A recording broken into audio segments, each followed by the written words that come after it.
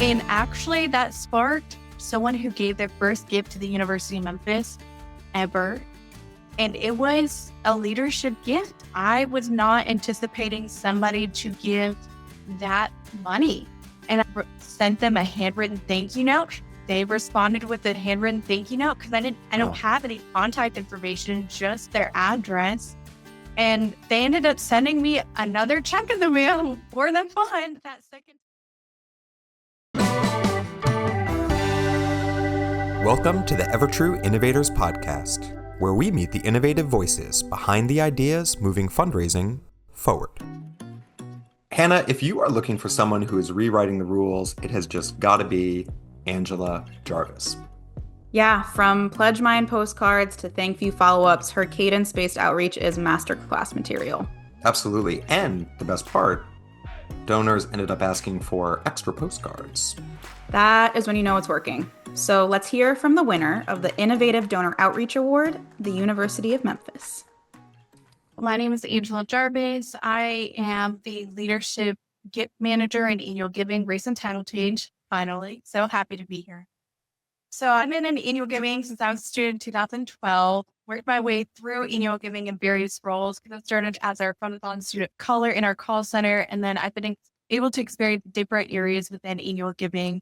And it's been such an amazing journey because one thing as a student, I'm a first gen student here, I'm a two-time alum from the University of Memphis. And one thing that was super near and dear to my heart in Donathon is like, oh my gosh, I can call this scholarship person who the reason why I'm here is because of a donor. And I knew they were a donor here. I just didn't know how I could make that happen. Fast forward many years, actually, I think it was last year, I was able to actually meet the donor in person, gave this amazing speech, just thanking them for the impact and how I wouldn't be here without them. So it's been an incredible journey. I think my favorite thing working in annual giving and at the University of Memphis is the opportunities we have to support our students and how leadership really wants to support those students and see those efforts come to life. That's a great story, and kudos to you for having the fortitude to work in a student call center. So we do have a bit of a warm-up question. It has nothing to do specifically with your campaign. It is meant to just get you to think a little bit more out of the box. What is one piece of conventional wisdom about fundraising that you either secretly disagree with or maybe not even so secretly disagree with?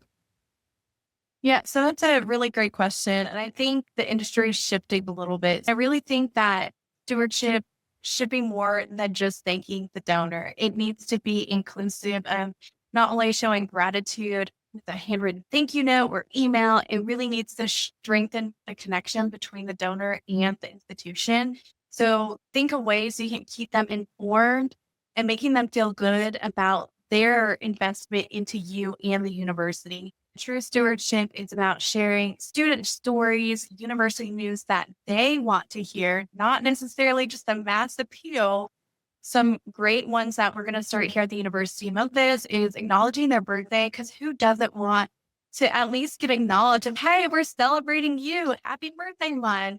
And then, of course, career moves. We're about to launch that campaign as well to celebrate those milestones in people's lives that their alma mater should start paying homage to. So we're excited about that stuff. Yeah, it's like fitting into your alums and donors' lives versus expecting them to fit into yours, which is huge. I want to add value to the donor's life. I don't want to just sit here and ask for money just because that's my job. That isn't my job, but I want to add value to you. I want to show you impact.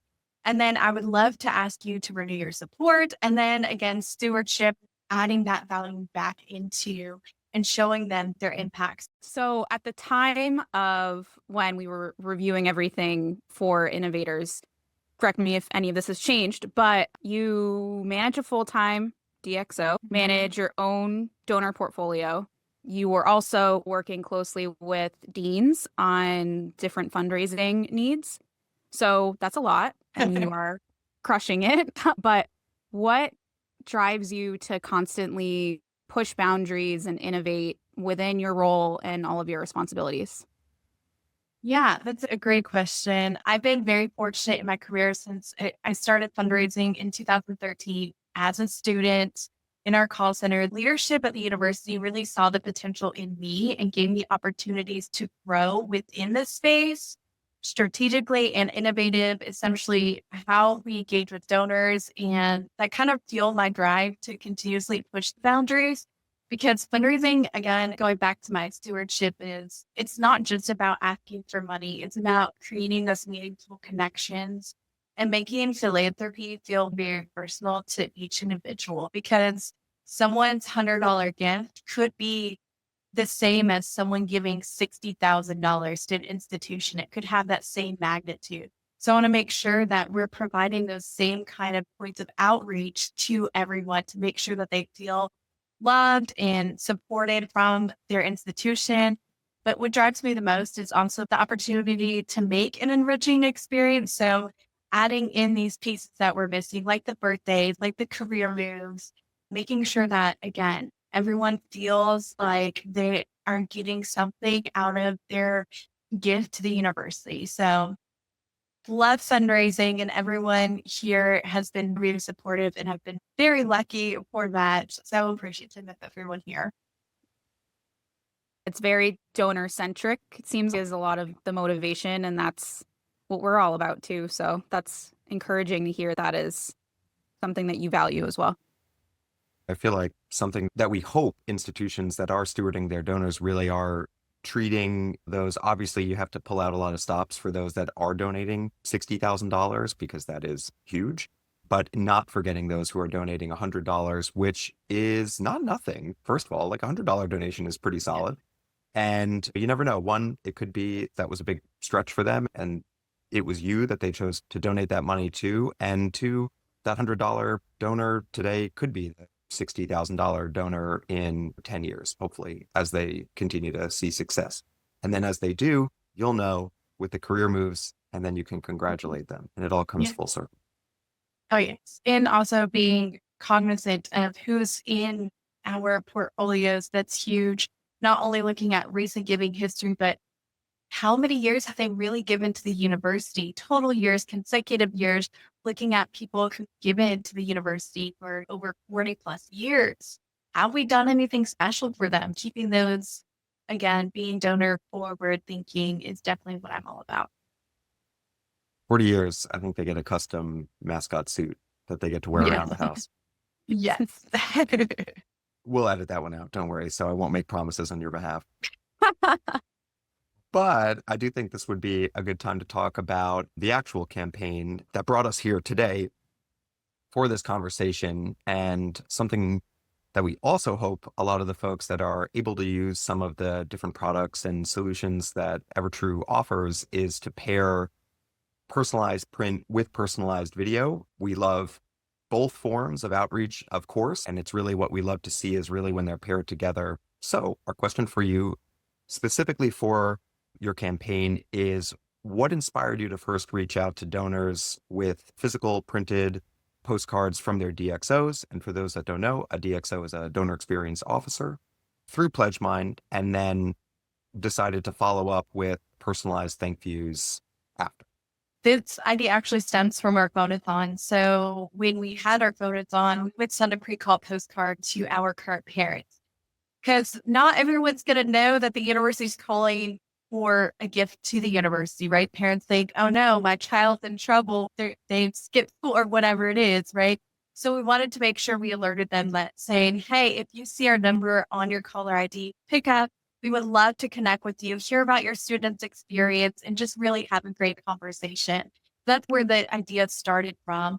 And then when the DXO program evolved, I noticed that we didn't have the best data, and that's because we have over 100,000 constituents. So how can we have all the clean data? It's tricky. So I wanted to revive the pre-call postcard for DXO. I was anticipating people to actually send us a check in the mail. I was really hoping they would just book a meeting with me, because the DXO program specifically, it's a massive portfolio that you oversee. So it's about 1,200 constituents in a portfolio.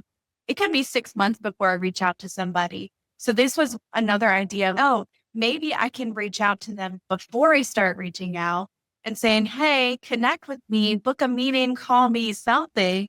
would love it. And we did have people respond and book a meeting. We had people send us a check in the mail. That's good. And again, that was great, but okay, thank you. And then the other part was we had some constituents ask for another postcard. They were so excited to see their university on a postcard. They're like, hey, can I get another copy of this to share? So it was a really interesting project that we will definitely continue here at the university. People asking for more print is a good sign that you're doing something right, I think. Like, that was going to be my next question, was like how that shift in your approach impacted donor response and overall engagement. It seems like that it impacted it for the better. Can you walk us through, just so everyone can get a sense of what the actual timeline looked like of the entire like postcard sends to ThankView and beyond? So typically I do a pre-call postcard whenever we do a portfolio refresh, and it only goes to people who we haven't sent the pre-call postcard prior if they were in our portfolio and still in the open stage. So we haven't connected with them this year yet.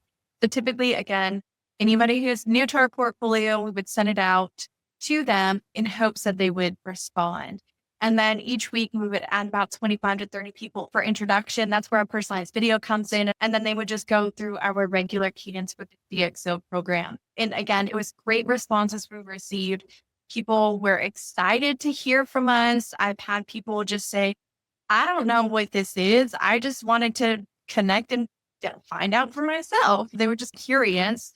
Not all the time they wanted to continue with that outreach, but that's what the DXO program is. It's all about discovering who wants to continue to receive personalized outreach from the university and who is perfectly fine with the magazine they get in the mail every year. It was a great opportunity. And again, overall, I would recommend it to any program that wants to do something different. That's definitely one piece I would recommend. I want to know what you think. What was the real magic that kind of pushed it over the edge and led to these excited donors? I think it was the initiative that the university wanted to do a better job at engaging with their supporters, because we unfortunately closed our Exodathon down.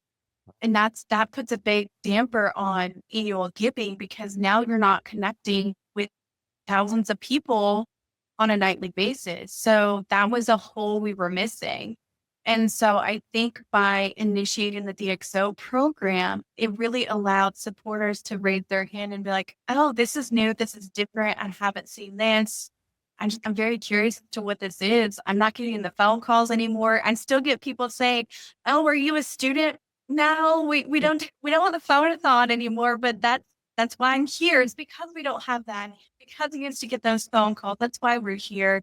And then the other thing I've heard a lot from constituents is I've had people respond to me once I've removed them from my portfolio. I haven't forgotten about you. Wait, I'm sorry, you're on my to-do list. And then when we have that meeting, they're often praising me and thanking me for my polite persistence, which is what EverTrue and the DXM program is kind of all about, is being polite and being persistent in that, so that, again, those small remarks reinforces this program and the strategy that cadences are working for our donors, providing us leads and that sort of thing.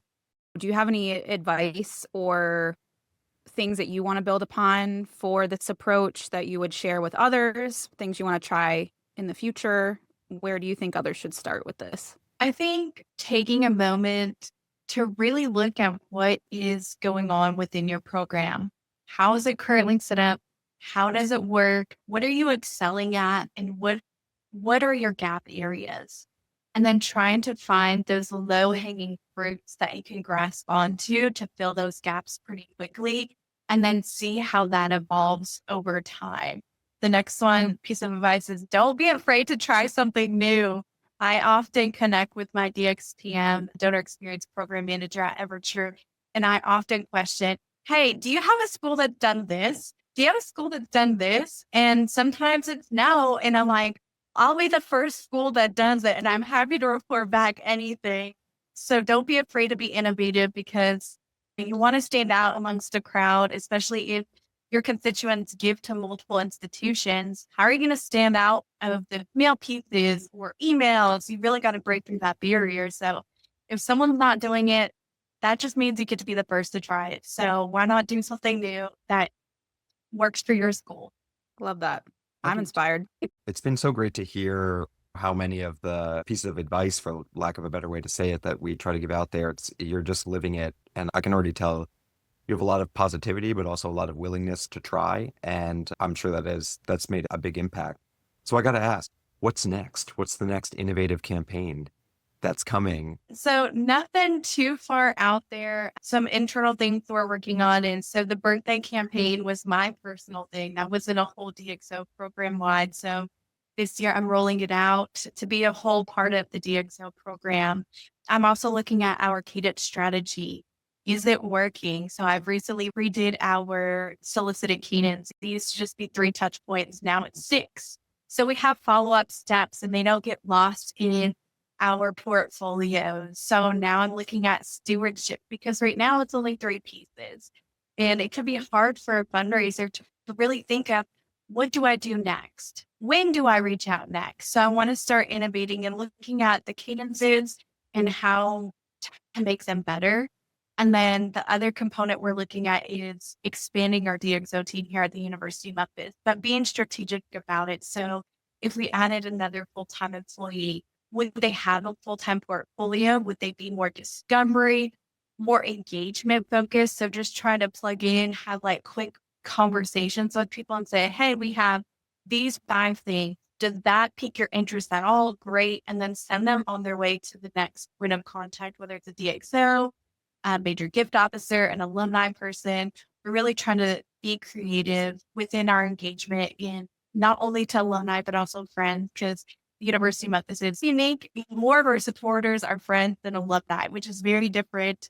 So we're trying to make sure that when people hear University of Memphis Alumni Center, they think of more than just alumni. We're serving the entire university community, not just a small constituent base. I think that shows you're just a sense of pride to the entire city. That's really interesting. I did not know that. And that is, I feel like we could do a whole other conversation just on that alone of how you think about engaging friends versus alums, because alums have that built-in affinity, but friends obviously have an affinity for your organization, but I think can take a little bit more to keep them engaged in the same way. Yeah, friends are definitely a tricky constituent group because friends, from my perspective, it can be 2 different groups. So we have one that's strictly athletics, which is great. We love you supporting our athletes. But the other one is more invested in the overall institution, the mission, the values, and wanting to see the university keep this R1 institution status, because we're one of 2 public schools in the state of Tennessee that have a Carnegie R1 status. And so we're trying to grow that. And I think that has where a lot of our friends are most interested in is making sure that the university keeps this and how we can sustain it. You mentioned that back in the day it was the phonathons. You'd involve a lot of students. People did like to talk to students. How are you involving the students these days? Has it changed since you focused on having the DXOs be a bit more engagement focused now in terms of outreach, or do you still try to incorporate the students? And if so, how? So it's definitely changed. As of now, our students are pretty limited. We have a couple of student orders here that focus on student giving programs. So our senior class gift, which I used to oversee, transitioned recently, but they solicit other students to make their senior class gift, which goes to an incoming freshman scholarship fund. But the other part of the DXO program is I have a close connection with our first gen office, their director, and I tried to help her, and her students are always willing to make a video, do sort of anything that we ask them to do within a reasonable amount. So I try to limit how much we bother them, but they're always willing to make a quick donor video of saying, thank you so much. This is what my story looks like here at the University of Memphis. If it wasn't for supporters like you, that kind of quick video synopsis that I can just send to a donor who's, I don't know, I just support the university. Here's a student, here's a face that you supported. Trying to find those opportunities where we can plug in our students in maybe just a video capacity these days. We can go back to either the campaign specifically or even just looking at the last year. What has been your favorite response for a donor? I know we did talk about the I want more postcards, which is awesome. But was there anyone else that really stood out? Maybe it was touching or just exciting, or someone that's come back that hasn't really been active with engaging with you? Yeah, so a recent campaign that I did with Pledgemine is we have a satellite campus in a different city about an hour away. A quick backstory about that campus is the original institution ended up closing, and then the university absorbed it, and now it's our satellite campus. We still have all of that alumni data from that old institution. And so what my recent campaign is at that school, we're opening a doctoral and physical therapy program. And we were trying to raise funds for a specific scholarship for the physical therapy program. And I was able to draft a letter for our Lambeth folks because the fund that it's named after was very well known in the community, not only DPT, but also within the Lambeth community. And actually that sparked someone who gave their first gift to the University of Memphis ever. And it was a leadership gift. I was not anticipating somebody to give that money. And I sent them a handwritten thank you note. They responded with a handwritten thank you note because I don't have any contact information, just their address. And they ended up sending me another check in the mail for the fund that second time. I'm like, this has never happened to me before, but that's great. And so I asked our president to write a handwritten thank you note because the gift was so significant. I wanted to make sure that they felt very warm and fuzzy about the university and supporting us. And also really hoping that they give me like, hey, give me a call someday. That was another interesting one that I've done. And I really liked it the last year. It seems like you've cracked the code. Like people are just mailing in checks left and right. It was very excited. It's just stamp of confirmation. This is working. Keep doing it. Keep innovating. Keep trying new things because it's clearly working. Like you said, people are responding and that's what we need. Angela, I want to say thank you so much for speaking with us, for sharing the specific story about the campaign, but also just your philosophy about being innovative, being open to trying new things, involving different people in the process. It's been a dream. Thank you so much for being the first innovator officially interviewed here. You have our gratitude. Yeah, thank you for having me. Great conversation. And I hope I can keep innovating so you guys get inspired and hopefully develop new things within EverTrue. I constantly provide feedback because I want to see the program just grow. You guys are doing great work over there.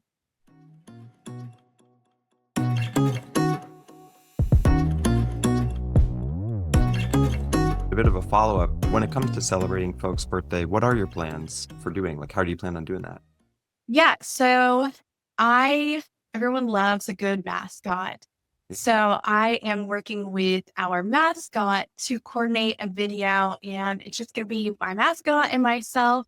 We're going to do a just one-to-many message saying happy birthday. It's going to be a very nice thank you campaign. So very different than my regular day-to-day outreach emails that they might receive. And then at the first of every month, we're just going to send that out automatically and hopefully it'll get great responses. I've done this before and people loved it. So I'm super excited to see how this more polished, more refined campaign is going to be over the next year. I'd be remiss. Of course, I keep it close by everyone was a good mascot. Just if you're curious, if you do see a ThankView video out there and there is someone wearing a giant unicorn mask, just know it was me and I keep it close by at all times. I've always wondered, not going to lie, I've always wondered who I'm at.